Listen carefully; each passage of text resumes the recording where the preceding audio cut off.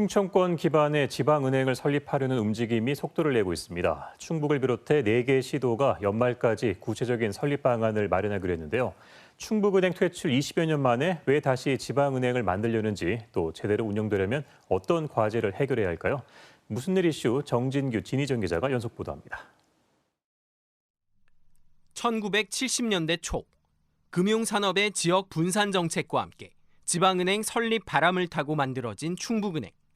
전국에 30여 개 영업소를 두며 충남의 충청은행과 함께 지역 경제의 구심점 역할을 해왔습니다.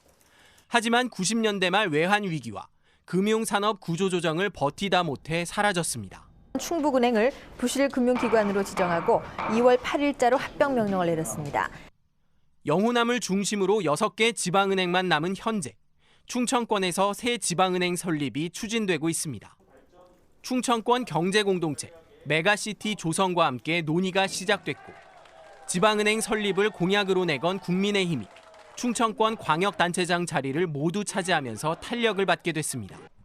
충청권 지방은행은 지역의 소득을 그 지역에 다시 투자하는 선순환을 위해 필요하다는 목소리가 꾸준히 제기됐습니다.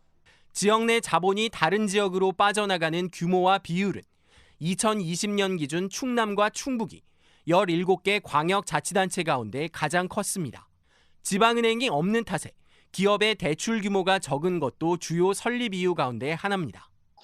지방은행 지역 재투자 평가를 보면 지방은행이 본점이 있는 곳 혹은 그 인근 지역에서 그 우수한 자금 공급 실적과 그 등급을 시연하고 있습니다. 금융권의 역할이 제소임을 하고 있지 못하다고 보여집니다. 충북과 충남, 대전, 세종은 지방은행 운영 방안 등을 구체화해 내년 금융당국에 설립 인가를 신청할 계획입니다. KBS 뉴스 정진규입니다.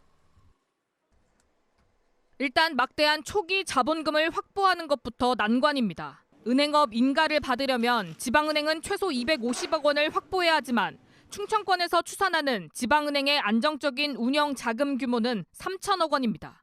자본금 확보가 수월하도록 자치단체 등의 은행 주식 보유 제한을 푸는 취지의 법 개정이 추진되고 있지만 금융당국이 부정적인 데다 국회 논의도 진전이 없습니다. 결국 민간 중심의 여러 출자를 통해 안정적인 지배 구조를 갖출 수 있느냐가 관건입니다. 지방에서 그마마한 자본력을 가지고 있는 주주를 발굴해낼 수 있느냐라고 하는 것도 또 중요한 관건이 되겠습니다. 안정성을 가지고 갈 수 있고 그러한 것들을 신뢰를 가질 수 있느냐라고 하는. 정보통신기술을 결합한 금융 서비스의 변화, 빅테크, 핀테크 흐름 속에 얼마나 경쟁력을 가지느냐도 핵심 과제입니다. 주요 영업 기반인 지역의 산업이 갈수록 침체되고 경기 변화에 민감한 것도 부담 요인입니다. 시중은행의 대출 문턱을 넘지 못한 한계 기업 등에도 자금 중개를 지원하기 때문에 지역 경제의 악화는 곧 지방은행의 경영 타격으로 이어져섭니다. 실제 6개 지방은행의 자산은 시중은행의 10분의 1에 불과하지만 석 달 이상 연체된 대출 비율은 시중은행의 2배 수준입니다. 지역 재투자 등 지방은행의 공공 역할을 강화할 수 있게 적극적인 육성 정책이 뒷받침돼야 한다는 지적이 나오는 이유입니다. 혜택은 없고 페널티는 있고 부담이 되는 거죠. 국토균형 발전이라고 해서 국책기관 내려가도 서울에서 이용하고 있던 금융기관을 똑같이 이용하고 있고, 은행 산업 내 치열한 경쟁 속에서 살아남기 위한 지방은행의 성장 동력과 수익성 확보가 절실합니다. KBS 뉴스 진희정입니다.